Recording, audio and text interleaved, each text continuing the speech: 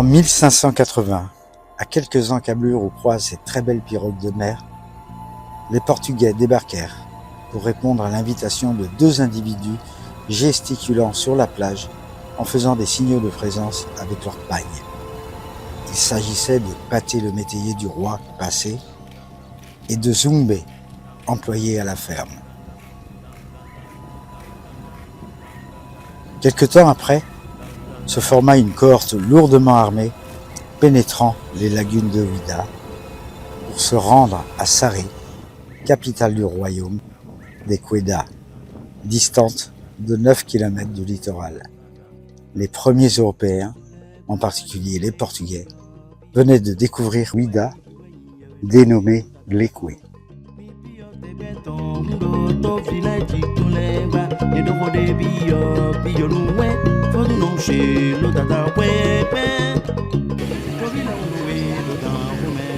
En 1669, le 1er novembre, Sieur d'Elbé arriva à Ouidah sur ordre de Colbert et Louis XIV, qui venaient de créer la Compagnie des Indes. Il se rendit à Saré, rencontrer le 4e roi des Quédas, le roi Ayowa, avec lequel il passa et signa un traité commercial. D'Elbé fit commencer la construction du fort français après la signature du traité. La construction du fort fut achevée en février 1671. Le premier commandant du fort français fut le sieur Dubourg.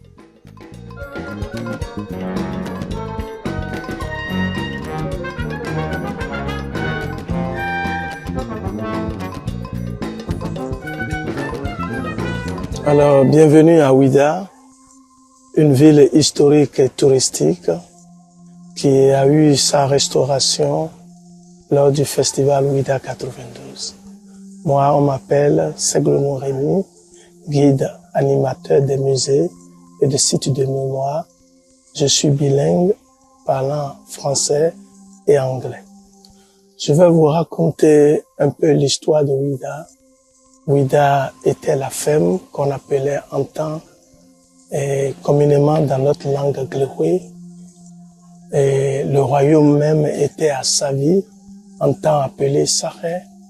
Donc ce royaume a été conquis par le roi Gadja d'Abomey et il a annexé Ouidah à Savi.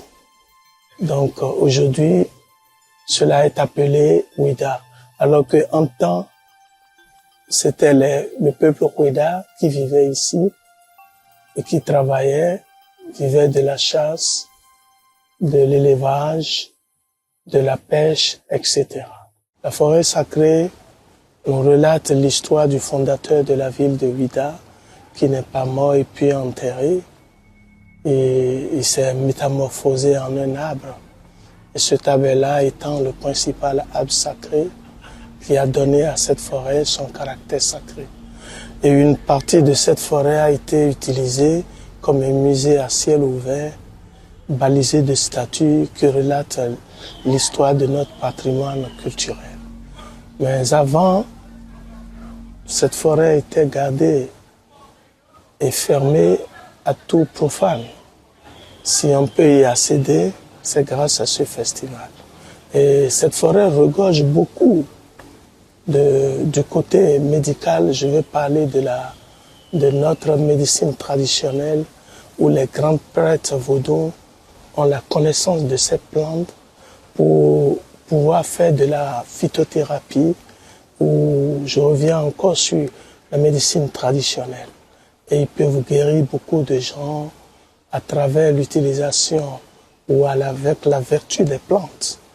Et même protéger les gens avec ça, vous donnez même la chance. Ça a même un couvent où on initie les adeptes de vaudou. Voilà.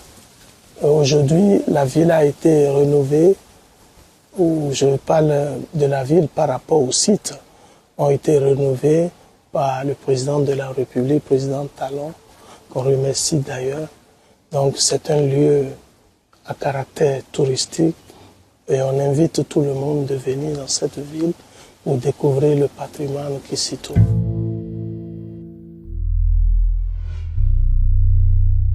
La physionomie du temple des Pitons à Ouida a énormément changé en l'espace de 150 ans.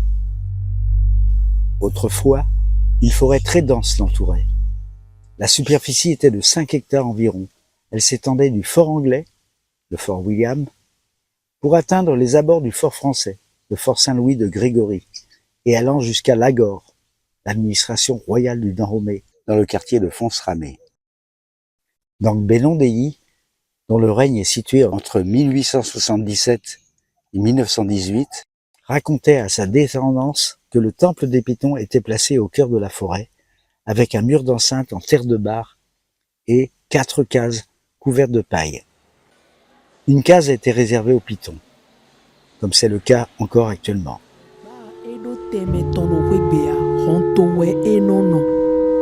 À Ouida, le Piton est sacré.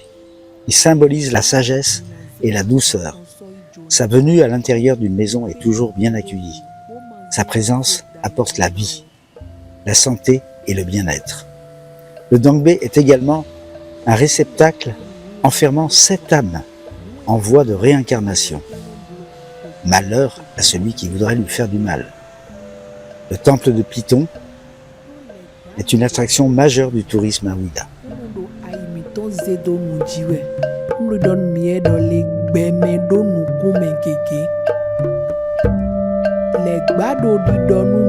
La basilique de Ouida, Immaculée Conception, est de style néo-gothique. La première pierre a été posée le 30 août 1903. La première messe a été célébrée le 9 mai 1909. Le terrain sur lequel a été construite la basilique a été gracieusement offert par la chefferie de Dangbekwe, ainsi que la mission et l'école Notre-Dame des Apôtres. Les travaux qui durèrent presque 6 années ne sont pas uniquement menés par les chrétiens, mais par les Vodunsi de l'ensemble des principales chefferies vaudou de Ouida, et désireux d'aider leurs parents, amis ou voisins, quand bien même seraient-ils d'une autre religion que la leur. Cette aide précieuse a permis d'entrevoir et d'accepter l'immense tolérance de la tradition primordiale vaudou.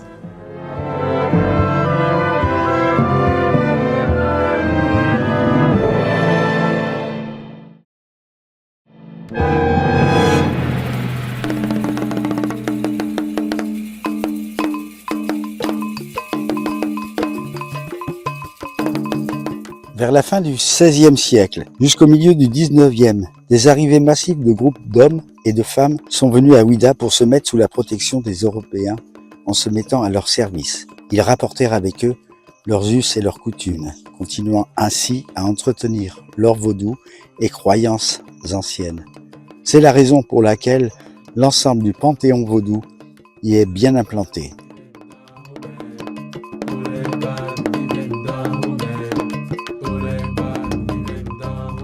Le vaudou est partout, présent à Ouida, occupant même l'espace public pour les cérémonies de purification de la ville.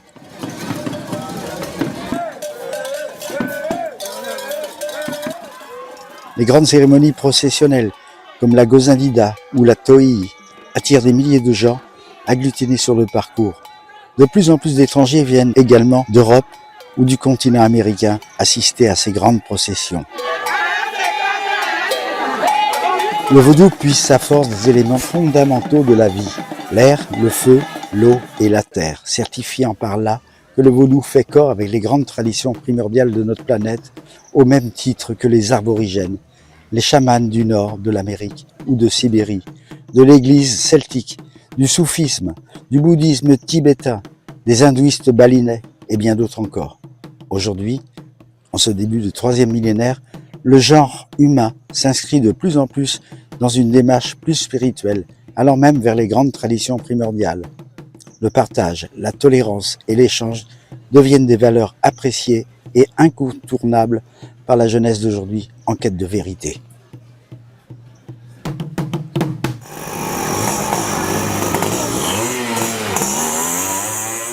John Henry Smith a été maire de la ville de Pritchard, dans l'État de l'Alabama, au cours des années 1980. Son histoire est particulièrement liée à l'histoire du Clotida, un navire négrier qui appareilla de Ouida en 1860 pour se rendre dans l'État de l'Alabama, bordant le golfe du Mexique. John Henry Smith, était le descendant de Cudjoe Lewis, esclave embarqué à bord du Clotida. Cudjoe Lewis et d'autres esclaves de l'État d'Alabama ont fondé la communauté de l'Africatown dans la ville de Mobile, où John Smith a vécu. John Henry Smith a joué un rôle essentiel dans la préservation de l'histoire du Clotida et de la lutte pour les droits des descendants et survivants de la traite négrière et de l'esclavage. Il a fondé le CCRI, Conseil de réconciliation, de vérité et de réparation. John Henry Smith est décédé en 2006. Ses cendres ont été placées dans l'ancien tribunal colonial de Ouidah, en présence de ses enfants et de la classe politico-administrative de la ville de Ouidah et du département, en juillet 2008. Il repose aujourd'hui dans l'ancien tribunal, dont la fonction d'aujourd'hui est d'être une salle d'exposition d'œuvres d'art du Centre culturel et de rencontres internationales CCRI.